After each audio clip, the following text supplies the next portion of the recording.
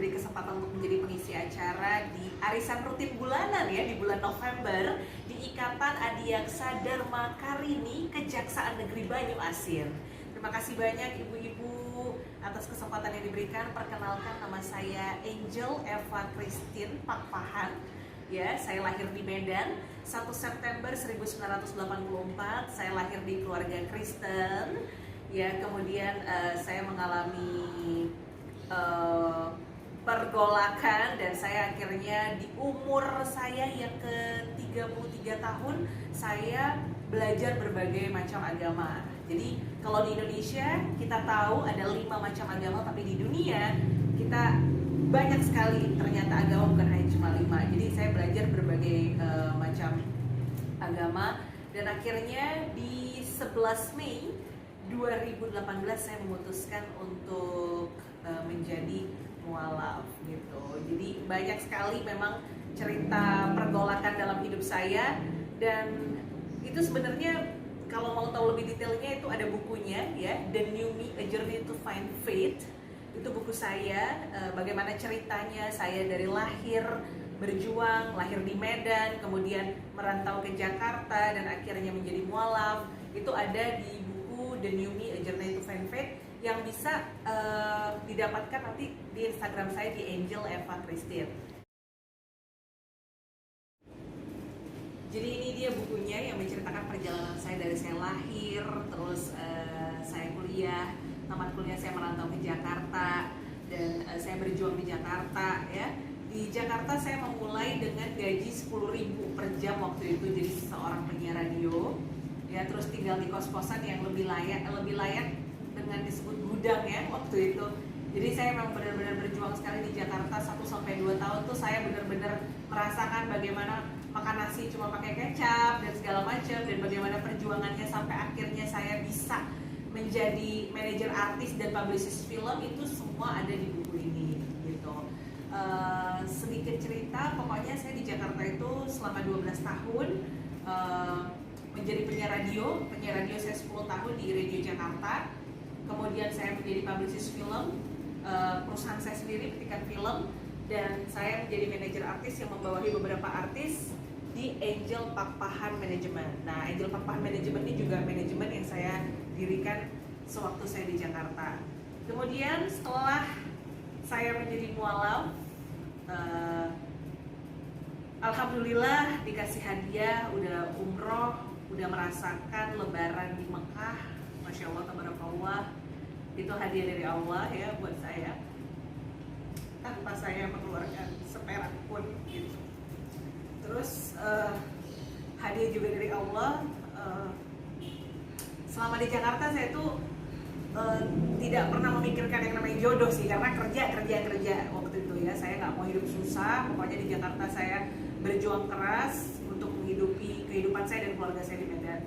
Tapi Allah berkata lain. 1,5 tahun saya menjadi mualaf, saya akhirnya diperkenalkan dengan suami saya sekarang, yaitu orang Palembang. Saya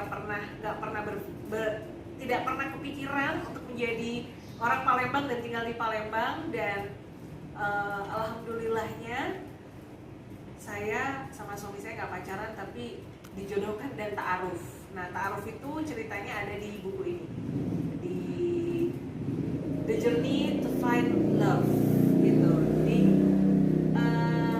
yang saya benar-benar dulu waktu sebelum Islam saya menganggap ajaran ta'aruf di Islam itu aneh banget, karena menurut saya nggak mungkin orang tidak saling kenal bisa menikah. Gimana mungkin gitu, kayak beli kucing dalam karung. Tapi yaitu Allah tuh maha besar, di luar logika kita sebagai manusia. Dia bisa ngasih tahu gitu loh, kalau ini adalah ta'aruf yang sesuai dengan ajaranku, dan alhamdulillah ya ternyata bisa. Ternyata saya mengalaminya, dan ternyata Masya Allah, tabarakallah, semua yang saya doakan selama ini untuk jodoh saya itu ada di suami saya yang sekarang. Alhamdulillah.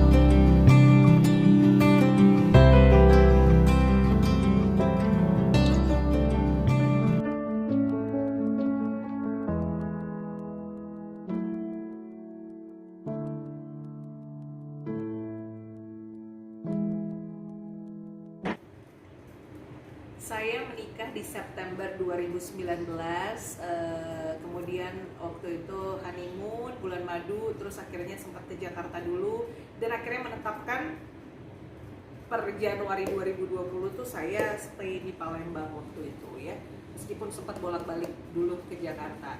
Nah, waktu saya di Palembang, saya ngerasa meskipun memang di Jakarta masih berjalan bisnis artis saya, cuma di Palembang waktu itu sempat ngerasa sangat-sangat berbeda sekali kan Palembang dengan Jakarta gitu loh. Dimana di Jakarta dulu setiap hari saya kerja ketemu orang. Di sini ya apa ya yang harus saya perbuat ya, karena saya pengen banget hidup saya itu berarti buat banyak orang kan. Kemudian saya selalu sejak saya mualaf, saya selalu bertanya-tanya itu segala sesuatunya kepada Allah gitu kan. Allah, apa yang harus saya perbuat di Palembang gitu, apa yang bisa saya kontribusikan di Palembang. Kemudian Allah tiba-tiba mempertemukan saya dengan pengrajin jumputan.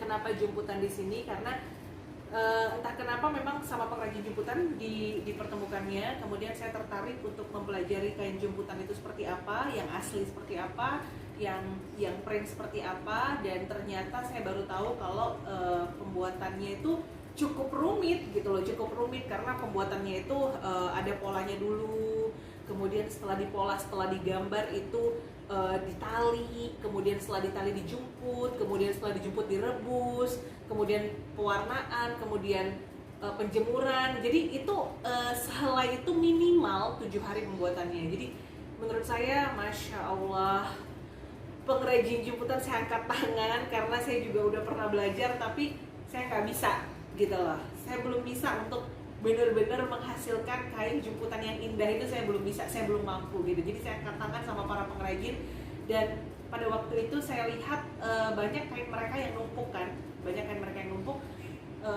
terus saya kepikiran kenapa dengan skill yang saya miliki, kenapa nggak saya membantu mereka juga untuk mendistribusikan kain-kain tersebut dan untuk memperkenalkan kain jumputan itu ke masyarakat luas. Dan alhamdulillahnya Allah meridhoi dengan apa yang saya perbuat. Terus akhirnya kepikiran apa ya waktu itu brandnya nggak tahu kan brandnya apa, gerakan ini apa sih, gerakan untuk membantu pengrajin ini apa sih namanya gitu. Kebetulan nama mualaf saya itu Aisyah, dan saya visi misinya adalah pengen meninggalkan jejak-jejak kebaikan di setiap langkah dalam hidup saya. Jadi akhirnya terbentuklah Jejak Aisyah, yaitu salah satu gerakan untuk membantu pengrajin Palembang yang mendistribusikan kain jumputan. Kenapa nggak songket? Karena songket itu udah terkenal di mana-mana, songket Palembang udah terkenal di mana-mana. Semua udah tahu, bahkan mungkin dunia juga udah tahu kalau songket itu berasal dari Palembang. Tapi kalau kain jumputan itu masih banyak yang belum tahu.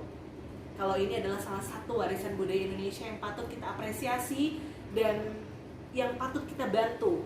Gitu, kita rangkul para pengrajinnya, dan ini nggak kalah dari batik gitu loh, nggak kalah dari batik, nggak kalah indah. Dan sekarang lagi musim shibori itu adalah kain dari Jepang, dan itu tekniknya sama banget sama jumputan. Kenapa kita nggak lebih bangga memakai jumputan yang benar-benar memang asli Indonesia gitu dibandingkan buatan luar negeri gitu. Jadi ya saya pengen semuanya tahu tentang jumputan Palembang ini yang indah ini berasal dari tangan-tangan pengrajin gitu.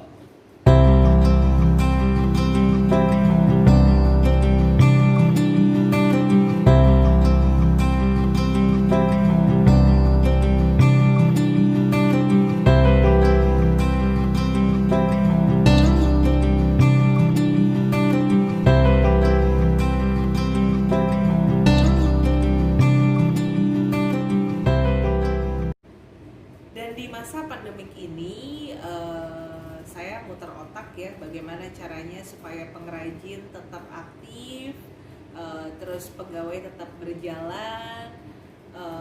Akhirnya kita membuat satu terobosan, yaitu memproduksi masker gitu ya, karena kalau kain kayaknya orang-orang sekarang apalagi masa pandemi ini itu kan kebutuhan tersier ya. Orang-orang tuh sekarang kebutuhan pokoknya adalah penting makan gitu loh. Nah, saya melihat kalau dari segi kain ini masker ini termasuk kebutuhan pokok sekarang. Jadi kemana-mana kan orang harus pakai masker. Dan akhirnya kita membuat masker, ada 2 bahan yang kita pakai. Yang pertama ini adalah bridal, kain bridal. Nah, kalau kain bridal ini dia teksturnya mengkilat. Dan seperti biasa saya ingetin lagi, kalau yang asli itu pasti ada lubang-lubangnya, sedikit lubang-lubangnya, bagian lubang-lubangnya itu bukan reject, tapi itu yang menandakan asli. Kemudian kita karena memang sesuai dengan protokol kesehatan, kita triple ya, 3 lapis. Dan banyak banget ini, kalau favorit orang-orang sih bridal. Kenapa? Karena mewah. Ini bisa dipakai ke kondangan, bisa dipakai ke kantor, mewah karena dia memang mengkilat.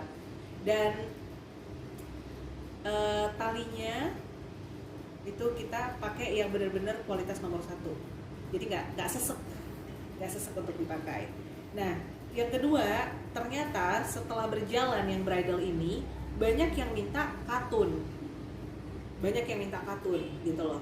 Yang katun dong mbak, apalagi cowok-cowok biasanya kalau pakai yang mengkilat agak-agak gimana gitu ya. Jadi mereka minta yang katun. Nah, jadi akhirnya kita produksi ada 2 masker bridal dan katun. Tapi kalau ditanya best sellernya yang mana, best sellernya memang yang bridal ya. Best sellernya memang yang bridal, ini tuh best seller banget. Dan cara pembuatannya sebenarnya hampir sama memang kan. Pembuatan kain itu mempola dulu, ini juga seperti biasa mempola dulu, terus di cutting nanti baru akhirnya dijahit gitu.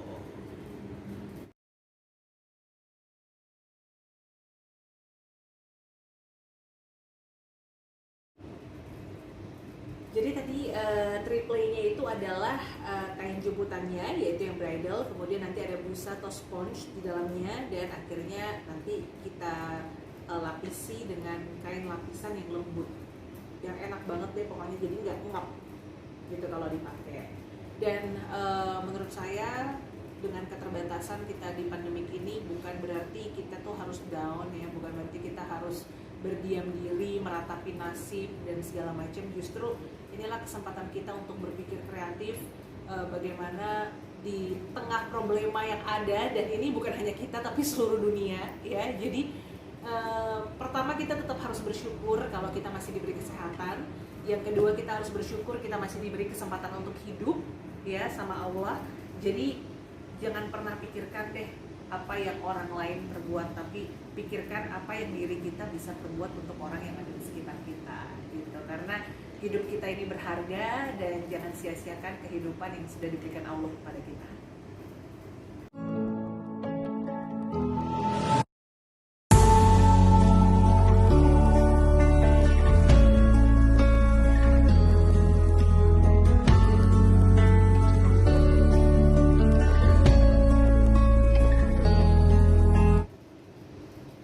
Jadi sama seperti slogan Jejak Aisyah, lakukan kebaikan di setiap jejak hidupmu. Dan kalau mau tahu lebih banyak soal Jejak Aisyah, bisa follow aja Instagramnya di @jejakaisyah ya, atau kalau kita mau bersilaturahmi boleh di Instagram saya, Instagram pribadi saya, yaitu Angel Eva Christine ya, pakai CH Christine-nya. Atau kalau mau lihat langsung kain-kainnya dan masker-maskernya, itu bisa kalau di Palembang bisa ke Rumah Limas di Jalan Demang Lebar Daun di depan Rumah Sakit Bunda. Yang pasti terima kasih banyak kesempatan yang diberikan sama saya untuk menghadiri menjadi pengisi acara di arisan bulanan di bulan November ini bersama Ikatan Adiaksa Dharma Karini Kejaksaan Negeri Banyuasin. Terima kasih banyak loh ibu-ibu semuanya, terima kasih banyak untuk partisipasinya. Dan doa saya semoga pandemi ini segera berlalu dan segera kita bertemu dan bersilaturahmi secara langsung nanti ya. Terima kasih banyak. Assalamualaikum warahmatullahi wabarakatuh.